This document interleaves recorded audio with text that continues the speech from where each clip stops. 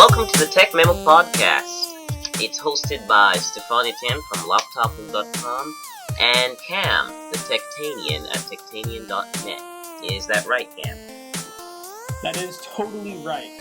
So I thought we'd just take this time, this is a brand new podcast, it's very new for us, and I thought we'd just take a bit of time to tell you guys where we're from and how we got into technology reporting and where this podcast plans to go in the next coming months, years.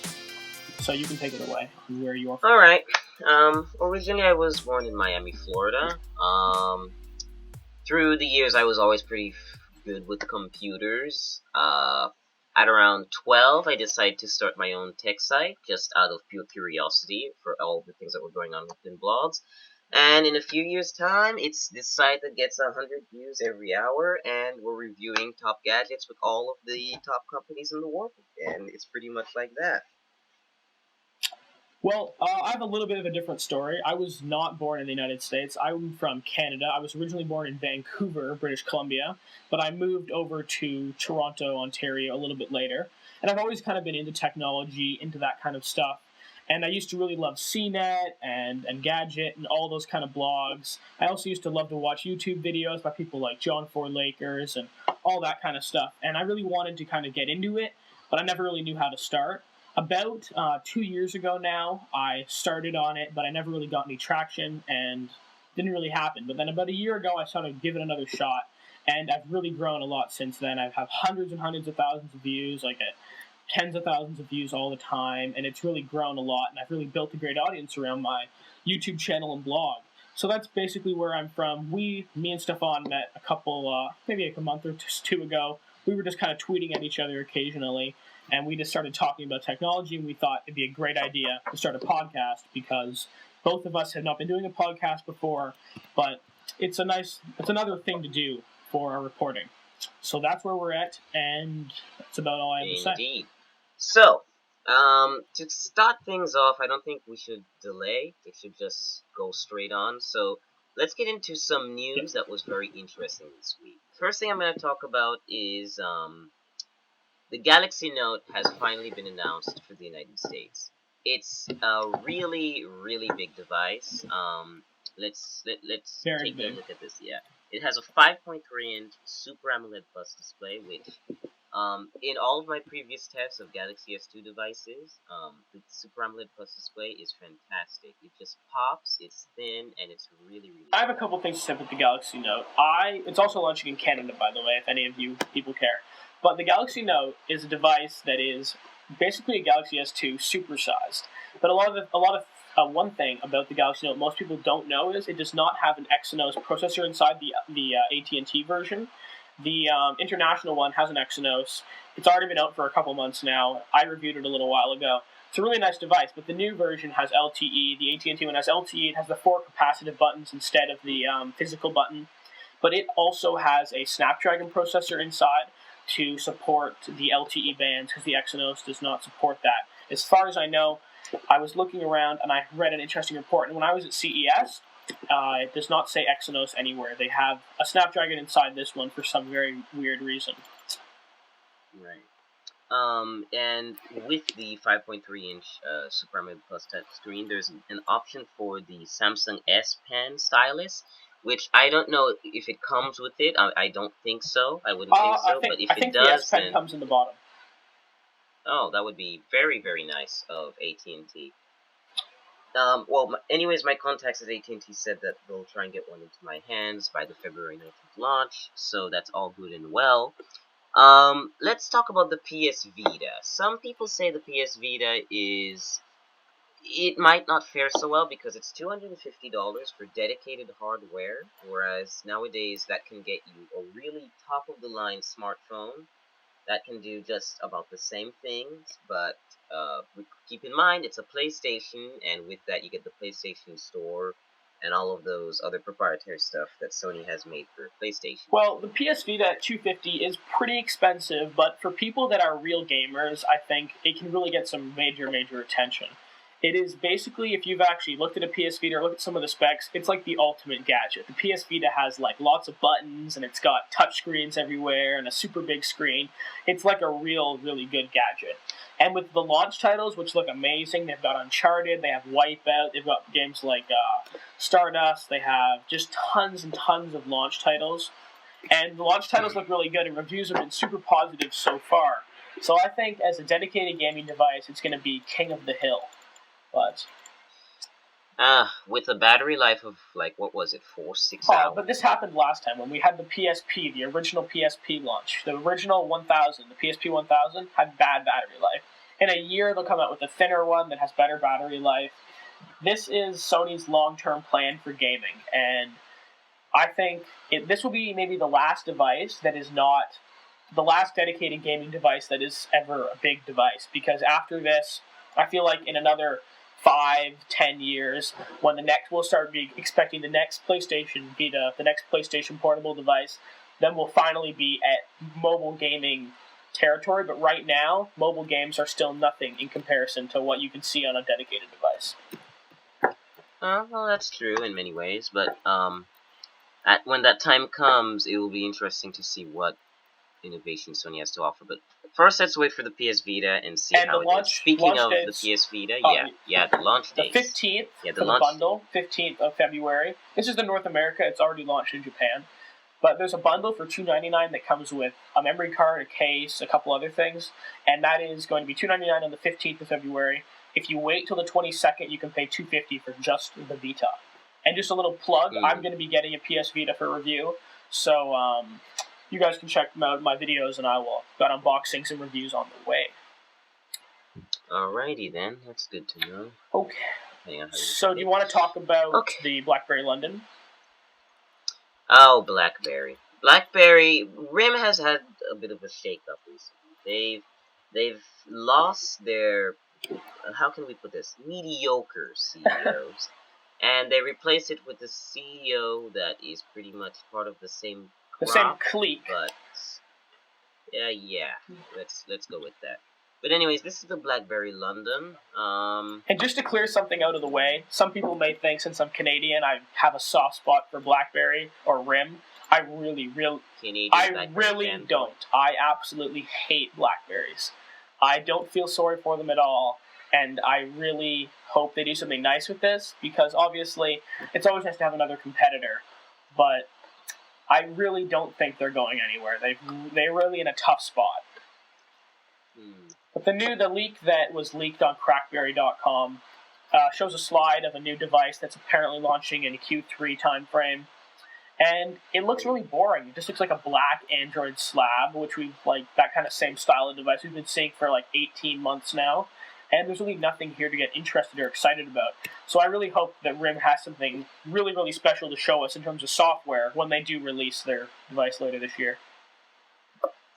Interesting. So, I don't think there's much else to be said about that. Yeah, it's depressing that RIM doesn't have a better solution and that it's taking them so long. And it's even more depressing to hear that their new CEO, sounds exactly like the old two guys. That he acts the same way. He still thinks RIM's doing great. He's sticking with the same plan. He hasn't admitted that RIM has been failing the past couple of years. He still thinks they're on a great, they're doing perfect, which is disappointing and, not very good. Yeah, that they're on this magical pathway to success above the clouds. Above the clouds, yes. And with RIM stock, the way it's been going, and how much money they've been losing, their quarters are horrible. You wonder how much longer something like this can go on for, but it's going pretty well right now. Well, not right now, but they're still surviving.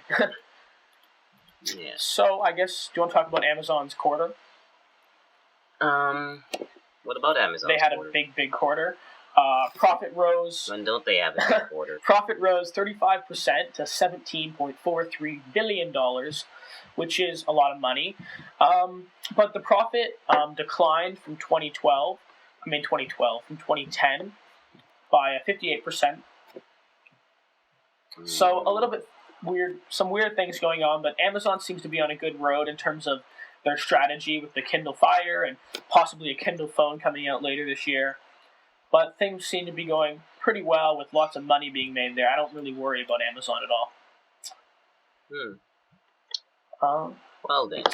There's not much else to be said about Amazon, really. They're doing fine. They took home they're taking lots of money home into the bank account, and hopefully their Android strategy with their forked version of Android will continue to do well and break new ground. Very well, then. Let's talk about Facebook. Facebook's IPO. $5 billion. That's a lot of dollars. It's a lot of dollars. So, the interesting thing that Mark Zuckerberg said is that he was talking about how Facebook has not making any money on mobile. Like, they're not making enough money on the mobile front. They're only making money on, they're making basically all the advertising dollars Facebook makes is on the website facebook.com on a desktop computer. Right. But Facebook's biggest growing area is mobile, and they have not figured out how to advertise for that yet. So that's one of their big problems that they're going into with this IPO. Yeah, I think that's kind of something faced by everyone. If you're not selling an actual app on whatever respective app store your app is available for, then it's very hard to make money in a way that's unintrusive on because mobile is because of the smaller screen. Exactly. The screen size is just so small, it's hard to really put ads on there without ruining the user experience. But hopefully Facebook is thinking of interesting new ways to fix those kind of problems in the years to come. So I'm sure their IPO will be fine. I'm sure they'll have a massive IPO. They'll do great with their new, stock release. But just an interesting thing that Facebook is not doing perfect, but definitely things are not in any sort of painful situation over there. Yeah. And if it concerns anyone, Firefox 10 is now available. Keep in mind that Firefox is kind of on the same 6-week, I think it is 6-week release cycle that of Google Chrome. So instead of getting these major releases like 1, 2, 3, 4, 5, they're going to have like a big release every few months. And these weekly releases are going to be bug fixes and stuff like that, but the number still goes up. Yeah, I feel like Firefox, ever since Google Chrome came out, people have kind of been leaning away from Firefox just because it's not as... I don't find it as fast for loading pages or rendering and JavaScript and that kind of thing. But some people still like Firefox a lot, and the fact that they're going on a faster release cycle now is not going to hurt anybody. That's true. Do you want to talk about maybe Light Squared? Light Squared. So what's up with Light Squared now? Just to fill everybody in on Light Squared, because not everybody knows what it is. Light Squared is a company in the United States that is using spectrum that is in the GPS area of the spectrum, and they're trying to roll out an LTE network that is able, basically anybody can buy the use their spectrum, use their network for a paid amount to Light Squared. So they're trying to open up the doors to many, many locals coming, like local regional carriers coming in and using Light Squared's network for their own thing. And it sounds like a really great idea, especially with the spectrum crunch that's happening right now in the US. But one of the big problems they've been having is their spectrum is so close to the GPS area of the spectrum, so it's in the very high spectrum area, that all the companies that make GPS units, like Garmin and all those kind of companies, and even other ones like that make farming equipment and stuff and military equipment, are all lobbying against Light Squared because it messes up their GPS devices. And one of the other problems with Light Squared is the GPS devices were made when people thought nobody's ever going to get in this, nobody's ever going to be using this high spectrum. So we don't have to make very well-made devices. So all the GPS receivers are very sloppy in terms of how they work. So that's why Light Squared's having a lot of problems. No, that's going to be hard for them to get anywhere. And it's going to be very hard, but hopefully they do, because it's a very good, with the spectrum crunch that's happening, we always want more competition in the mobile market. So I really hope Light Squared is able to, work something out with the GPS guys. Yeah. So there's lots of bad stuff happening there, but hopefully they'll find a way. Yeah, perhaps. What do you want? Sony getting a new CEO finally? Yeah, kind of a new CEO. Kazuo Hirai has already been. Has he already been the head role of Sony games or something? Well, he's been very involved in Sony for a while, but we all know Howard Stringer has been the main guy for the past Yeah, he's been the main guy for a the long longest. time. And Sony has had a lot of trouble recently. Like, they haven't been able, like, in the past maybe 5, even 10 years, Sony's been having bad quarters for the TV department. They have not been able to get a foothold in mobile. They've not been able to do anything with Walkman. They've just had a big problems all around, so everybody's blaming... They couldn't walk the walk with Walkman. They couldn't walk the Walkman walk. But everybody's been blaming it on Howard Stringer, and that was awful. he will finally get kicked out, Howard Stringer. Well, not kicked out, but Kazuo Harai will be taking over as president and CEO effective April 1st. And he said quite a few things about his new plan at Sony for how he's going to bring the company back. And Sony's also encountered problems with all the flooding in Japan, and those things have created lots of problems for Sony in the past year. So our hope goes out to Sony because they make great hardware. They can make great hardware. Yeah, they can make great hardware. But a lot of the time, like, for example, with their new tablets, the Tablet S is a horrible piece of hardware. Cheap, plasticky, thick, bad. So it's really nice to hear that somebody new is getting a try, and hopefully Sony can be back on route with some new products later this year. Indeed. Excuse me. So, all of that being said, what do you use as your main, how can I say, main computational device? Your main laptop? Yeah, what's your laptop? I use a MacBook Air, so I'm a MacBook Air person. I've been using it for I got it last September, not last September, I mean like September 2011. So I've been using this since then. It's been an amazing computer, and I'm a Mac person through and through. My first Mac was one of those swivels that have kind of like a white base. It's like a sphere. So yeah, I remember those. Yeah, I've been a Mac person for a long time, and that's me. What about you? Well, I mainly migrate through different computers, mainly because I'm always reviewing it. So here's how it would work for me. I kind of live off my tablets. That would mean my iPad 2 Wi-Fi, a Galaxy Tab 10.1, and an 8.9. And afterwards, it would just be, say, for example, so-and-so company sends me reviewing it, and then I just jump into Chrome, have all of my cloud data, take care of everything for me, and just get on it. It's just like, it's seamless for me. Any sort of local data that I actually use is games, and that's on gaming computers, where you really have to test really intensive games like Battlefield 3, do 60-minute Revolution, stuff like that. Now, in terms of main computational device, there's a big argument to be made for that being your cell phone, right? Like, I probably use my phone more than I use my laptop. And with me, I'm always moving through review devices I get, and so I'm not always on the same device. But my personal phone is a Galaxy Nexus, and I'm very happy with it. It's been an amazing device. I've had it for a while now. But I'm always using other things like whatever it is, if it's a Galaxy S2 or a Note, or if I'm reviewing whatever may come along. So, different devices, but my Galaxy Nexus is my main phone. And, yeah. What about you? Yeah. Well, in terms of my main smartphone, again, it's the same thing. I do happen to review a lot of Android phones, mainly because there are so many that come out, so it's easier that way. But, again, my cloud data takes care of the rest, and at the moment, I'm using both a Focus Flash, which I reviewed earlier this week. I found it to be a really good budget Windows phone because it's $50 on contract with AT&T in the United States. It's got 4G HSPA+. It actually has internet sharing for a Windows Phone device, which is highly unusual. And, it basically has a very good Super AMOLED display. Not Super AMOLED, but Plus, but Super AMOLED. 3.7-inch screen, and a 5 megapixel back-facing camera with LED flash, and a front-facing 1.3 megapixel shooter. So yeah, the Focus Flash is a very nice device.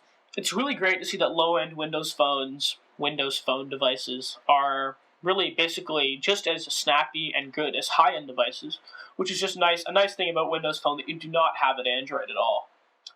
Yeah, this has a 1.5 gigahertz single core processor, actually. Yeah, but it still performs very well. Like the HTC Radar, for example, also a really great Windows Phone device. Even the Lumia 710 doesn't have an amazing screen, but also performs really, really well.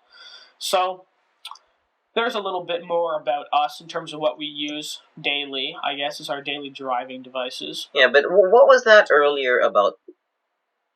Yeah, but what was that earlier about Windows Phone and Windows Phone devices? Aren't they Windows phones? Windows phones, I guess. Or Windows Phone phones? Remember when we had the whole big Windows Phone Series 7? Yeah, Phone that was Series absolutely 7. Microsoft's pointless. like, hello everybody, our name is going to be Phone Series 7 Windows. It was like You said it wrong. Windows Phone Series Windows 7. Phone Series 7. I don't know. It was a while ago, but Oh, no, actually, it was Windows Phone 7 Series. Sorry. Windows Phone 7 Series? Are you sure it wasn't Series 7? Oh, whatever. It's Windows Phone 7. Windows Phone 7. Thank God. Thank goodness. But yeah, right. That was a crazy naming setup. And a lot of people were just saying, call it, don't even call it Windows. Some people still say that having the name Windows is not actually helping them, but it's hurting them. I don't know about... It does. I do think You think it hurts them? I think it hurts them because there's nothing Windowsy about it. In fact, Windows 8, which comes out later this year, is taking inspiration from Windows Phone 8. Sorry, Windows Phone 7. So you see how confusing it is? Yeah, it's really bad naming. Eventually, it's really bad because it'll be using the Metro Tile UI for the start screen, but you'll also have the normal Windows elements. And it's borrowing a lot from the Windows Phone platform. And there's not a lot that you do that is so similar to Windows that it should be branded Windows Phone and have a Windows icon. Yeah. Flag How about this everywhere. for a name? How about Series 7? That sounds... Pretty slick, right? No, that sounds absolutely horrible. What? And also that would come into conflict with Samsung's Series 7 a lot. Oh, that'd be bad, you're right. A lot of people say they should call it maybe like tiles or squares or something, because that's what the OS looks like, right? That sounds like an OS for toddlers. Tiles. I don't know. They need to come up... I don't think Windows is necessarily helping them. I don't think it hurts them that much either, but that's a whole nother podcast if we want to talk about Windows Phone names. Indeed.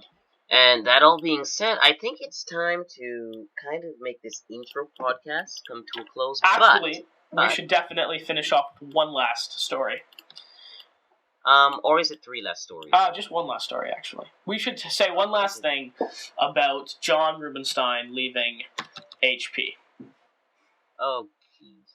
I know you're going to say that, but just think about it. This guy, there was so much hope for WebOS. Everybody, do you remember that CES when we saw the original pre? People were absolutely ecstatic about it. Hope, hope, hope. No action.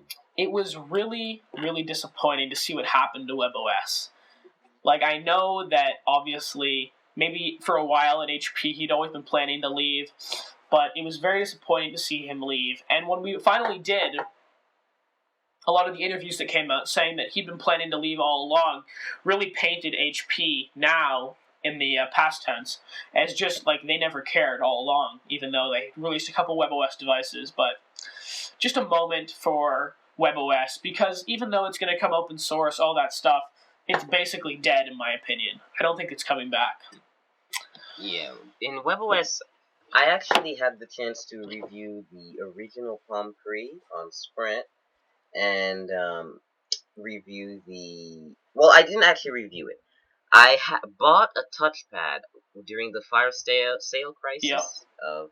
The Great Fire Sale Crisis of 2011, let's call it that. And I bought one for $150, and it was a 32GB model, and I enjoyed it so much, I just couldn't believe it.